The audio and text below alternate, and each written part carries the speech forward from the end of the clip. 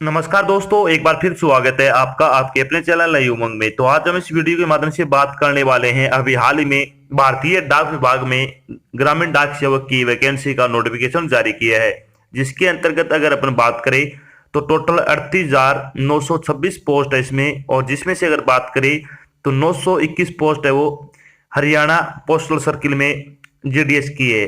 तो 921 पोस्ट किसमें है? हरियाणा जीडीएस में, हरियाणा पोस्टल सर्कल में जीडीएस की है। तो इस वीडियो के माध्यम से हम चर्चा करने वाले हैं कि हरियाणा पोस्टल सर्किल ग्रामीण डाक सेवक का सिलेक्शन प्रोसेस क्या रहेगा, हरियाणा पोस्टल सर्किल जीडीएस का एग्जाम पैटर्न क्या रहेगा, हरियाणा पोस्टल सर्किल जीडीएस का सिलेबस क्या रहेगा, हरियाणा ग्रामीण डाक सेवक जीडीएस की सैलरी क्या रहेगी, और भी बहुत सारी बातें जो कि आपको Haryana postal circle GDS online application form 2022 के बारे में जानना जरूरी है। वो सारी बातें हम इस वीडियो के माध्यम से डिस्कस करने वाले हैं। अगर आपके मन में कोई डाउट रह जाता है या फिर आपको कोई चीज समझ में नहीं आती है तो आपको इसी वीडियो डिस्क्रिप्शन में हरियाणा पोस्टल सर्किल जीडीएस का नोटिफिकेशन मिल जाएगा, आप उस पर क्लिक करके सारी जानकारी देख सकते हो। इसके अलावा आप नीचे दिए गए कमेंट बॉक्स में भी कमेंट करके अपने डाउट क्लियर कर सकते हो। तो चलिए शुरू करते हैं आज की जानकारी को। जानकारी किस चीज के बारे में आज की? हरियाणा ग्रामीण डाक सेवक भर्ती 2022 का नोटिफिकेशन वो अभी हाल ही में जारी किया गया है।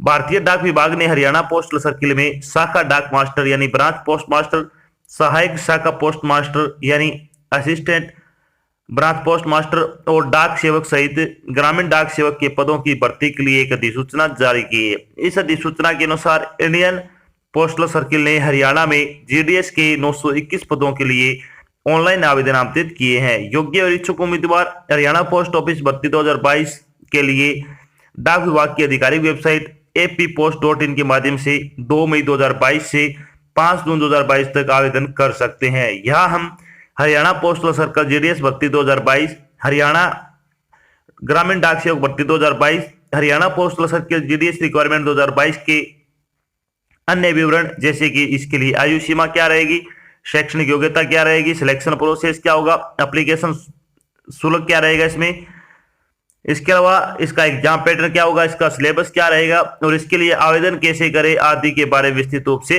चर्चा करेंगे। तो बम्पर वैकेंसी आई हुई है और अगर आप योग्यता रखते हो तो आपके फॉर्म को जरूर अप्लाई करना चाहिए। चलिए बात करते हैं अपन हरियाणा ग्रामीण डाक सेवक वैकेंसी डिटेल के बारे में। वैकेंसी डिटेल के बारे में अगर बात करें तो जनरल कैटेगरी के लिए 404 पोस्ट है, ईडब्ल्यूएस कैटेगरी के लिए 80 पोस्ट है, ओबीसी कैटेगरी के लिए 244 पोस्ट है, पीडब्ल्यूडी ए के लिए अगर बात करें तो पीडब्ल्यूडी ए की अगर बात करें तो 8 पोस्ट है इसमें, और पीडब्ल्यूडी बी की अगर बात करें तो 9 पोस्ट है, पीडब्ल्यूडी सी की अगर बात करें तो 7 पोस्ट है, पीडब्ल्यूडी डी और ई की अगर बात करें तो इसमें 5 पोस्ट है। एससी कैटेगरी के लिए अगर बात करें तो इसमें 164 पोस्ट है और एसटी की इसमें कोई पोस्ट नहीं है। तो टोटल अगर बात करें तो 921 पदों के लिए आपसे ऑनलाइन आवेदन आमंत्रित किए गए हैं हरियाणा पोस्टल सर्कल में अगर बात करें तो टोटल 921 पोस्ट है। अब बात करते हैं इन पदों के लिए आपकी शैक्षणिक योग्यता क्या होनी चाहिए, यानी आपका एलिजिबिलिटी क्राइटेरिया क्या होना चाहिए। तो उम्मीदवार को किसी मान्यता प्राप्त शिक्षा बोर्ड से 10वीं कक्षा पास होना चाहिए। साथ में आपके पास कम से कम 60 दिन का आपके पास ये कंप्यूटर का डिप्लोमा होना चाहिए। अगर आपको कंप्यूटर चलाने का ज्ञान है तो भी काम चल जाएगा।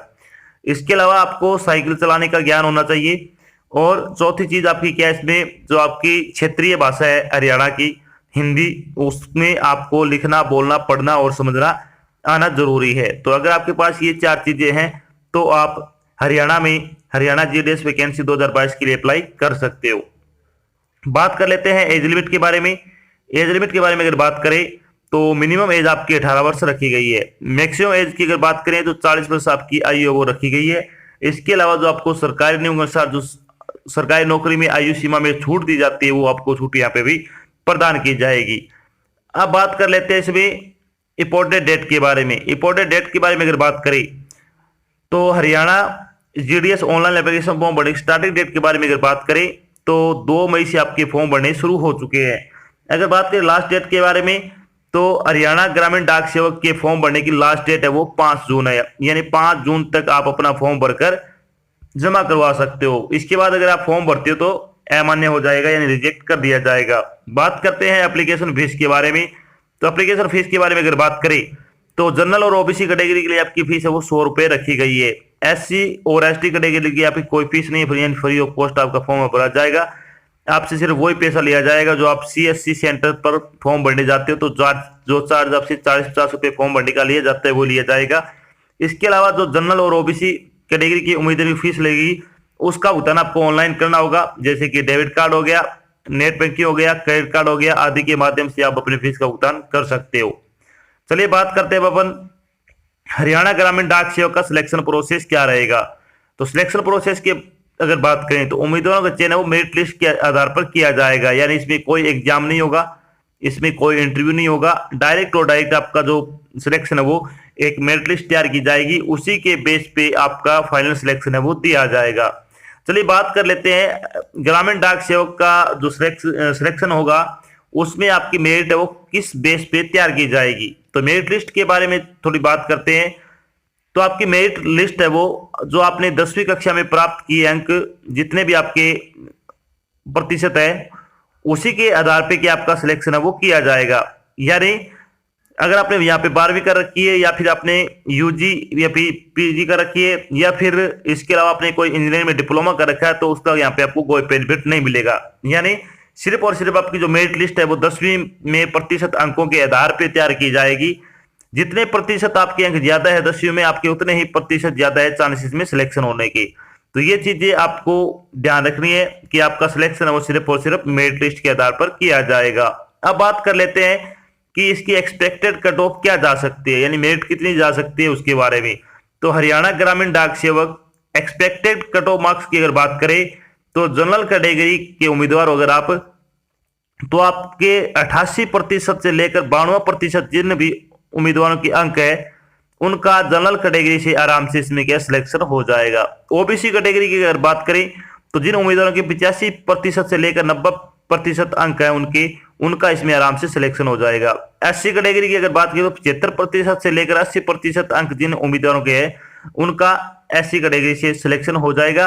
ST की बेसिस में पोस्ट है नहीं, तो ST में अगर होती तो लगभग आपका 65 से 72% जिनके हैं उनका इसमें सिलेक्शन हो जाता। तो ये आपकी एक्सपेक्टेड कट ऑफ है, इसमें 1-2% ऊपर या नीचे हो सकती है, लेकिन इसकी वैसे हाई कट ऑफ जाती है। प्रत्येक बार आपकी वैकेंसी आती है तो इसके लिए आपको घबराना नहीं है। अगर आपका प्रतिशत कम है तो भी आपको ये फॉर्म है वो अप्लाई करना है। अब बात कर लेते हैं कि इसमें जब आप फॉर्म अप्लाई करोगे तो इसमें इंपॉर्टेंट डॉक्यूमेंट आपको क्या क्या लगाने हैं। डॉक्यूमेंट की अगर बात करें तो आपका फोटो, लेटेस्ट सिग्नेचर, 10वीं क्लास की मार्कशीट, कंप्यूटर का certificate, caste certificate, date of birth certificate, community certificate, ये आपको ये चीजें ये तो लगानी है। इसके अलावा 2 इंपॉर्टेंट चीजें आपकी क्या है, एक तो आपका फोन नंबर, एक आपकी ईमेल आईडी। ये 2 चीजें आपको अपने ही डालनी है, क्योंकि कई बार क्या होता है जब हम CSC सेंटर पर फॉर्म भरवाने जाते हैं तो जो CSC सेंटर पर अपने फॉर्म अप्लाई करता है वो अपनी ईमेल आईडी और इसमें फोन नंबर डाल देता है। तो ये क्या है, सबसे गलत तरीका है, ये आपको अपने ही डलवानी है इसमें।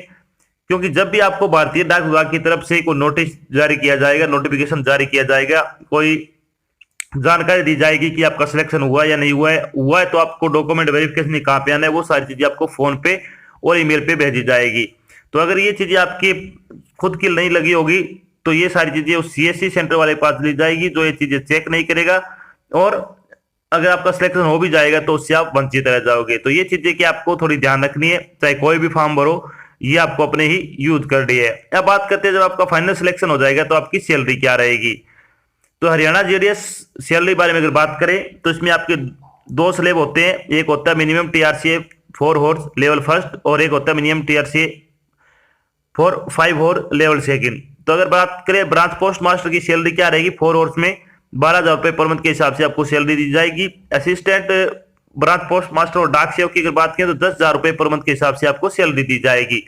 ब्रांच पोस्ट मास्टर की अगर बात करें मिनिमम TRCA 5 हॉर्स की तो इसमें 14,500 रुपये आपको सैलरी दी जाएगी। असिस्टेंट ब्रांच पोस्ट मास्टर और डाक सेवक की अगर बात करें तो 12,000 रुपये आपको सैलरी है वो दी जाएगी। तो बहुत अच्छी नौकरी, अगर आप कम समय में सरकारी नौकरी पाना चाहते हो तो आपके पास एक अच्छा मौका है। तो ये तो थी आपकी एक छोटी जानकारी जिसके माध्यम से हमने डिस्कस किया कि अभी हाल ही में हरियाणा में ग्रामीण डाक सेवक की भर्ती का नोटिफिकेशन है वो जारी किया गया है। ऑल ओवर इंडिया की अगर बात करें तो टोटल 38,926 पदों के लिए आपसे क्या ऑनलाइन आवेदन मांगे गए हैं। तो जहां से भी आपकी रीजनल लैंग्वेज मैच करती है वैसे आप क्या फॉर्म अप्लाई भी कर सकते हो। साथ में हमने डिस्कस किया कि हरियाणा जीडीएस का सिलेक्शन प्रोसेस क्या रहेगा, हरियाणा जीडीएस का एग्जाम पैटर्न क्या होगा, हरियाणा जीडीएस का सिलेबस क्या होगा, हरियाणा जीडीएस का एग्जाम पैटर्न क्या होगा, इसकी सैलरी क्या होगी, और भी बहुत सारी बातें जो कि आपको हरियाणा ग्रामीण डाक सेवक भर्ती 2022 के बारे में जानना जरूर थी, वो सारी बातें हमने यहाँ पे डिस्कस की है। आशा करते हैं हमने आपको जो जानकारी प्रोवाइड करी है वो आपको अच्छी लगी और समझ में आई। अगर जानकारी अच्छी लगे तो इस वीडियो को लाइक और शेयर जरूर करिए। अगर आप चैनल पे नए हैं तो चैनल को सब्सक्राइब कर लेना और साथ में आपको एक बेल आइकन दे रखा है उसको आपको प्रेस कर लेना है, ताकि जब भी कोई नई जानकारी डाल जाए आपके पास उसका नोटिफिकेशन आ जाए और आप जल्द से जल्द की जानकारी ज्वाइन कर सको। तो आज की जानकारी बस इतना ही, मिलते हैं एक नई जानकारी के साथ, तब तक के लिए जय हिंद, जय भारत, धन्यवाद।